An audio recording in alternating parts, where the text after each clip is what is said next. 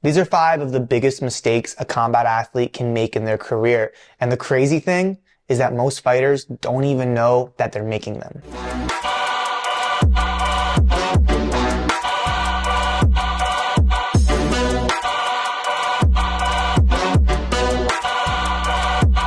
What's going on? It's Coach Adam from Counter-Strike, where fight science is made simple. We teach combat athletes how to develop relentless cardio, build unbreakable strength, and eat like a pro so they can dominate on the mats or in the cage. When I talk to combat athletes that are struggling, whether it's in their performance or their recovery, they're usually gassing out, getting injured, and just straight up burned out. And as someone that has been in the combat sports world for over 2 decades, I know how frustrating it can be for a combat athlete that has big dreams, right? You want to go pro, you want to become a champion, you want to compete at the world stage, you want to do what you love for the rest of your life.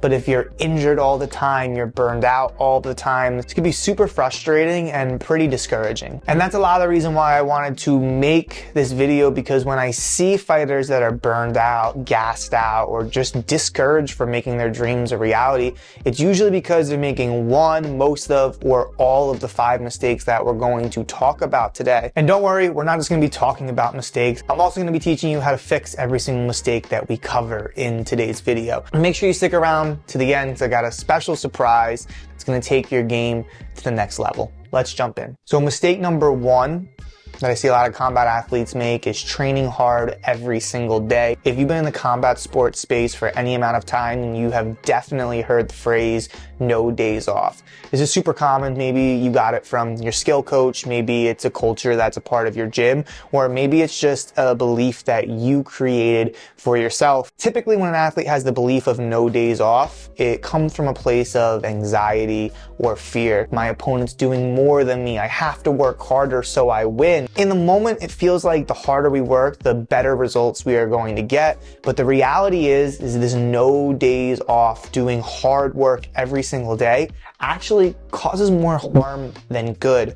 The way I like to think about your recovery in combat sport is kind of like a video game. So on Monday, you start the week with a health bar over your head. As you're training, your health bar is depleted. What fighters with this no day off mentality do is they deplete their health bar all the way down throughout the week, and then through a Saturday and a Sunday of off days, they pray and hope and think that their health bar is going to be fully recovered, when in reality, maybe it's only recovered 90%. And then you go into the next week at 90% health, you beat yourself up, train hard every day, try to recover on the weekend, then you're going into the following week, but this time at 80% health. And what happens is it compounds week after week. Your health starts a little bit lower and a little bit lower, and eventually these athletes get to the point where they're burned out, they're injured, and then they're forced to take time off. Not only does this affect them physically, but it affects them mentally as well. Oh, I'm a slacker. Oh, I'm not tough enough. Oh, I'll never make these dreams happen, which we all know is not conducive to being successful as a fighter. A much better approach to your training schedule is to have strategic light, medium, hard, and rest days. So the first thing that I like to do with our athletes is pick a rest day. A day where we do absolutely nothing. The only movement that you're doing is an accidental sit-up to get up, grab your glass of water, and sit back down. From there, once we have our rest days, then we can pick our hard days. Usually 2 or 3 days. Your hard days are going to be your sparring days, your live work days, your wrestling days, your harder conditioning days. Then from there, you can strategically plan your light and medium days around your hard days. A really basic example, let's say your rest day is a Sunday. Okay, you're recovered, you're rejuvenated, you're ready to crush the week. Monday is going to be our hard day. We spar, we push the pace. Then maybe Tuesday, we have a light day. We get to pull back a little bit and recover from our hard day. Wednesday is a medium day. We start to pick up the pace a little bit and prime our body for Thursday, where we have another hard day. Friday can be a light day where we recover from Thursday's hard day. And then Saturday can be a medium day. We pick up the pace a little bit. Sunday we take off, and then we repeat the process from there.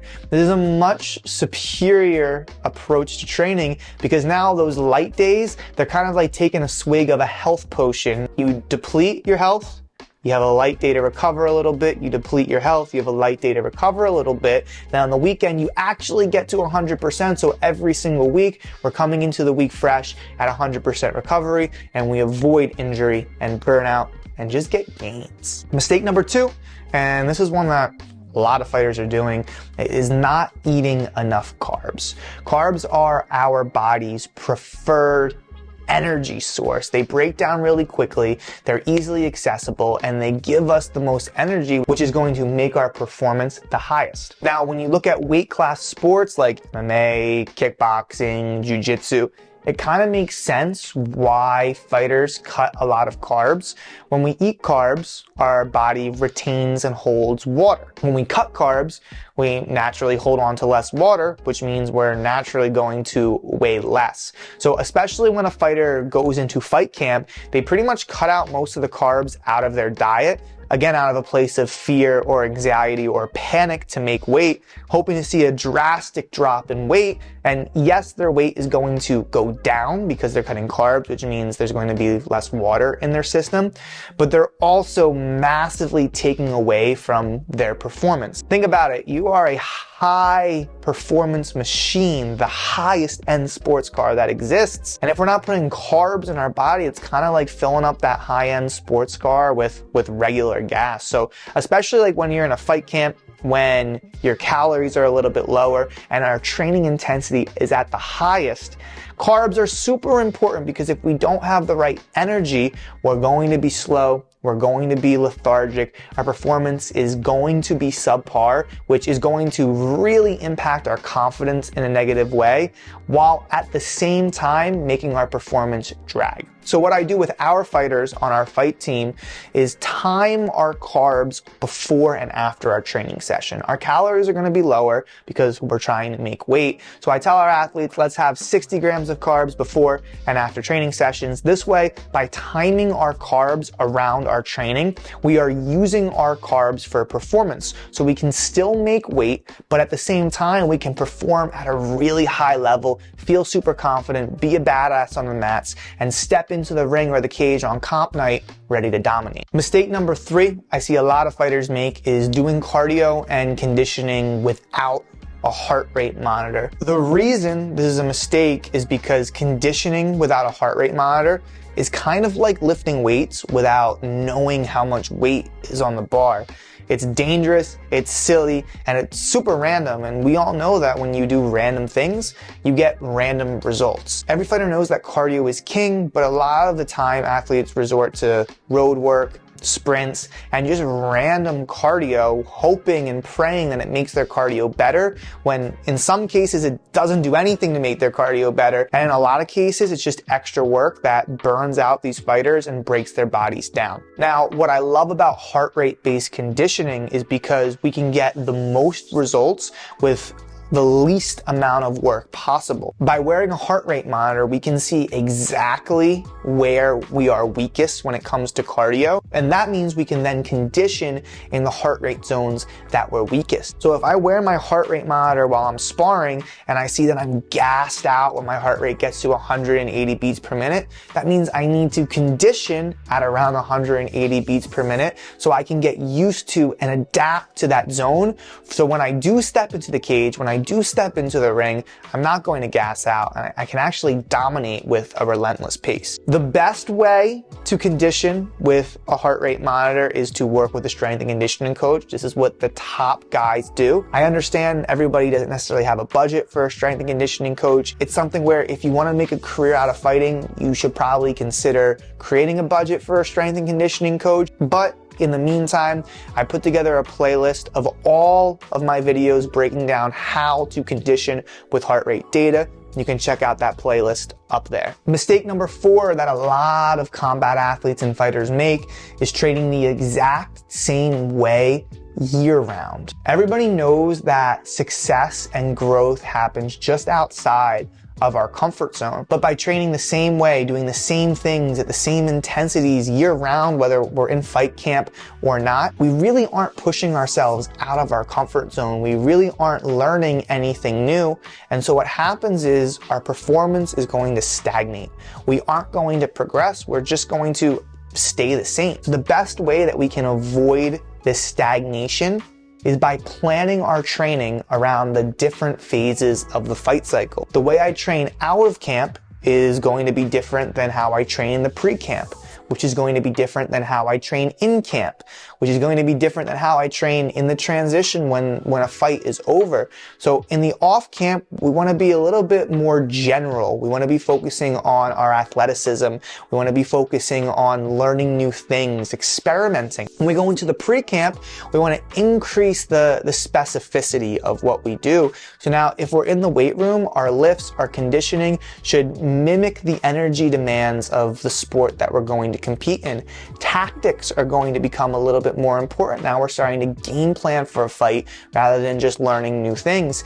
In camp, now we're trying to peak for our fight. So everything that we do should be as specific to the fight or competition as possible. If we're in the weight room, we're focusing on power. We're focusing on speed. Our conditioning is simulating our fight. All of the skill training that we do is simulating our tactics and our game plan for the fight. Now we're not worried about learning anything new. We're focusing on maximizing our strengths, minimizing our weaknesses, and optimizing our confidence. So if you want to have long-term growth and success in the fight game, it's very important that your training changes depending on the different phases of the fight cycle that you're in. And last but certainly not least, mistake number 5 that a lot of fighters and combat athletes are making is not lifting like a fighter. Maybe you lift like a bodybuilder, maybe you do CrossFit, maybe you lift like a power lifter, maybe you were taught that fighters shouldn't lift because it slows them down, a super common old school belief that floats around the fight space still, which kind of blows my mind. The reality is you're not a power lifter. You're not a CrossFitter. You're not a bodybuilder. Maybe some of these methods could present short-term benefits, but if we're trying to build a career or we're trying to train in combat sports for the rest of our lives injury-free, then we want to make sure that we're lifting like a fighter. For fighters, we should lift like fighters. Lifting like a fighter is super important for a couple reasons. First, we're gonna get injured less. By lifting in full ranges of motion, we are producing force through full ranges of motion. And the more force we can produce, the more force we can absorb, which means if we get impacted through a lot of force, whether we get slammed or hit or submitted, if we are strong and able to produce force through those full ranges of motion, then we're less likely to get injured through those full ranges of motion. At the same time, the more force we can produce, the more powerful we can become. Everybody wants to have devastating striking power. Everybody wants to be a menace when they shoot for a takedown. Well, power is just a product of force times velocity. So if we can produce more force by getting stronger in the weight room by lifting like a fighter, then we're gonna be able to put more power behind our techniques. Like conditioning, the best way to lifting like a fighter is by working with an experienced strength and conditioning coach. But here's just a really quick and simple outline to get you started. Maybe in the off camp, we focus on hypertrophy or work capacity or muscular endurance because we don't have to worry about the fatigue. We're not getting ready for a fight. Then in the pre-camp, we start to speed things up. Maybe we're working on strength speed. Maybe we're just working on absolute strength or working on getting stronger. It's a little bit more specific to our competition, but we're still floating in the general space. Now we're in the fight camp. Now we're trying to peak for our fight. Everything that we do needs to be as explosive and powerful as possible. A lot of jumping, a lot of ballistic movements, and a lot of power movements. Like I said, this is just kind of a rough outline, but it's a good place to kind of get started until you're ready to take the jump and invest in a strength and conditioning coach that has experience working with top level fighters. Those are the 5 mistakes. There are a lot more, but I think those are the 5 biggest mistakes that I see a lot of combat athletes make. Like I told you in the beginning of the video, I got a special surprise that's going to help take your game to the next level. My coaching team and I put together a brand new free strength and conditioning program. It's called our 21-day challenge. It's a 3-week program that gives you access to strength and conditioning workouts inside of our Counter-Strike app. These are the same workouts that we use with some of our UFC guys like Julio Arce and Mike Trizano. So if you're a combat athlete that has serious goals of making a career out of fighting, or you just want to be the biggest badass in your gym, then I definitely recommend checking out our 21-day challenge. You can download our app and get access to the 21-day challenge by clicking the link down in the description. I hope to see you over there. Until next time, catch you guys later.